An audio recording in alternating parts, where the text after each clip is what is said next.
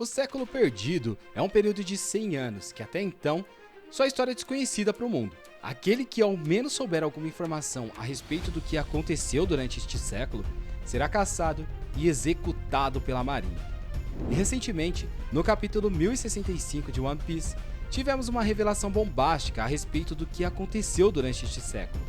Segundo Vegapunk, havia uma civilização com uma tecnologia tão avançada que conseguia dominar os 4 cantos do planeta. Porém, devido a uma aliança de 20 reinos do governo mundial, essa civilização altamente avançada foi devastada da Terra e apenas um grupo seleto de pessoas hoje em dia tem conhecimento do que aconteceu durante este período.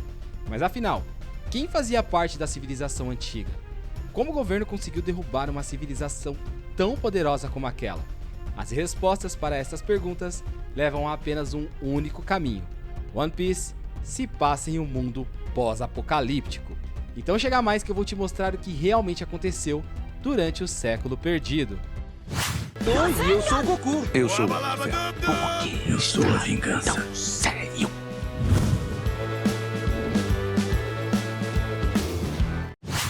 Atualmente, no mangá de One Piece, fomos introduzidos à ilha de Egghead, local em que Vegapunk, o homem mais inteligente do mundo, reside. No entanto, apesar de ser conhecida como uma ilha super tecnológica e que está há 500 anos no futuro em relação à tecnologia, nós fomos surpreendidos quando Vegapunk afirmou que essa não era uma ilha futurística, porque na verdade essa é uma ilha do passado, mais precisamente de 900 anos atrás. E é claro que isso bagunçou a mente de todos os fãs da obra. Afinal, nós nunca imaginamos que durante o século perdido, a tecnologia estivesse tão à frente assim. E caso você não se lembre, quem comandava o mundo nessa época não era o governo mundial, mas sim uma grande civilização que dominava os 4 cantos do planeta. Até aí, todos os reinos desse mundo se submetiam à vontade dessa tal civilização. Até que em um certo momento, 20 desses reinos se aliaram com um único propósito: derrubar essa grande civilização e tomar o seu poder. E foi dito e feito. Essa aliança veio a ser reconhecida pelo nome de Governo Mundial, que é a organização que comanda o mundo até os dias atuais. E galera, imaginem só o quão poderosa devia ser essa civilização, pois para conseguir derrotá-la, foram necessários 20 reinos como o de Dressrosa e Alabasta para derrubá-los. Com isso, a gente pode dizer que todos esses reinos não possuíam a mesma tecnologia utilizada pela civilização antiga, pois caso eles tivessem, não seria necessário unir força de mais de 20 reinos ao mesmo tempo.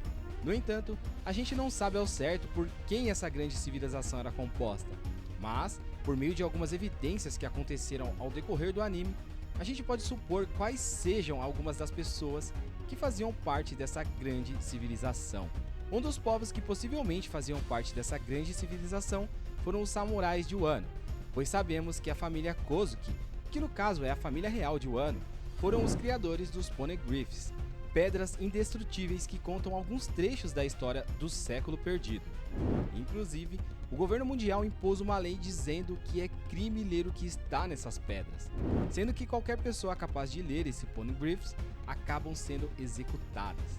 Ou seja, já que o governo proíbe o uso e a leitura dessas pedras, a gente pode chegar à conclusão de que o Wano sempre foi uma oposição ao governo mundial. Sendo assim, eles podem ser integrantes da civilização antiga, ou talvez apenas alguns aliados que criaram os Poneglyphs para deixar as marcas desse século perdido.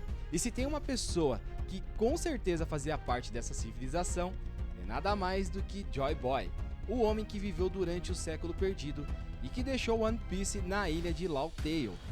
É provável que Joy Boy tenha sido um dos últimos remanescentes da civilização antiga, que como um de seus últimos atos antes da morte, deixou o tesouro One Piece em uma ilha totalmente escondida, que só pode ser visualizada com os 4 Hold Poneglyphs em mãos. Fora que existe até um Poneglyph na Ilha dos Homens Peixes, que foi escrito por Joy Boy, onde ele deixou um recado em forma de pedido de desculpas para os tritões. Ou seja, por ter feito parte dos Poneglyphs e por ter criado o tesouro que o governo mundial proíbe que as pessoas encontrem, é certo dizer que Joy Boy foi um dos principais integrantes da grande civilização naquela época. Agora falando da força dessa civilização antiga.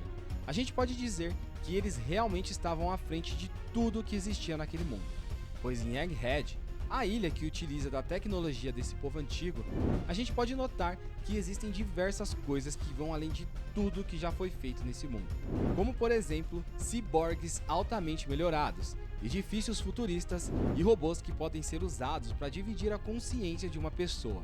Ou seja, a civilização antiga possuía armas e poderes que a gente nem consegue imaginar que eles podiam ter nessa época. Então, por terem uma tecnologia à frente de qualquer coisa que esse mundo já presenciou, a gente pode supor que eles foram os criadores das Akumas no Mi e das 3 armas ancestrais, que são uma das principais fontes de poder nesse mundo. Mas então fica a pergunta, já que a civilização antiga era tão poderosa, como é que o governo mundial conseguiu dizimá-los da Terra e ainda apagar tudo o que eles construíram ao longo de todos esses anos? Bom, realmente é difícil imaginarmos como o governo conseguiu isso.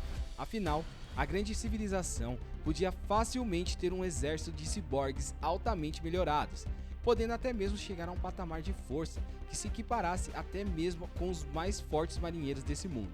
Por esse motivo, eu acredito que para derrubar essa grande civilização, o governo roubou a arma ancestral Uranus, que havia sido criada por eles. Pois ao que tudo indica, essa é a única arma ancestral que está em posse do governo atualmente.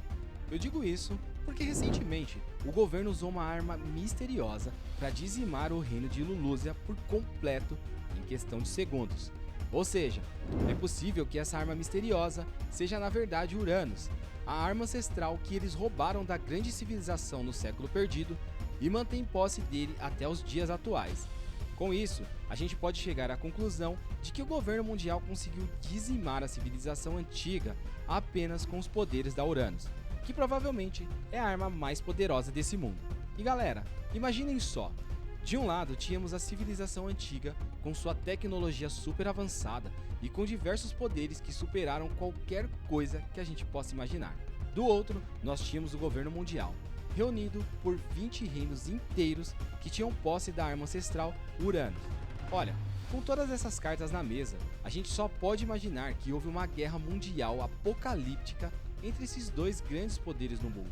E como vocês já sabem, o vencedor desse confronto foi o governo mundial, que tomou o topo do mundo e apagou todos os acontecimentos desse século, para que ninguém soubesse o que havia acontecido. E pior, eles não só apagaram os registros do que aconteceu, como também se livraram de todas as tecnologias avançadas dessa era. Galera, imagine o quão brutal e horrendo deve ter sido isso. Para vocês terem uma noção da dimensão que foi essa guerra, imagine que amanhã uma guerra mundial estoure aqui no nosso mundo, e após dias de batalha, o lado vencedor apaga tudo o que aconteceu e se desfaz das principais tecnologias que temos, como por exemplo, a internet, carros, aviões e tudo mais. E aí? Deu para entender a dimensão da insanidade que foi cometida pelo governo, né? Enfim, após toda essa catástrofe, parece que alguns membros da civilização antiga se mantiveram vivos para deixar o legado desse século perdido. E um desses foi Joy Boy, que navegou até Laugh Tale para deixar o tesouro mais cobiçado do mundo nessa ilha escondida. Ao que tudo indica, esse tesouro conta tudo o que aconteceu no século perdido, fora que ele também dá à pessoa que o encontrou algum item que traz poderes inimagináveis. E além de Joy Boy, alguns aliados da civilização antiga se mantiveram vivos, como foi o caso da família Kozuki, que fechou o país de Wano para todo mundo e produziu os Poneglyphs, que são as pedras que contam partes do que aconteceu nesse século perdido.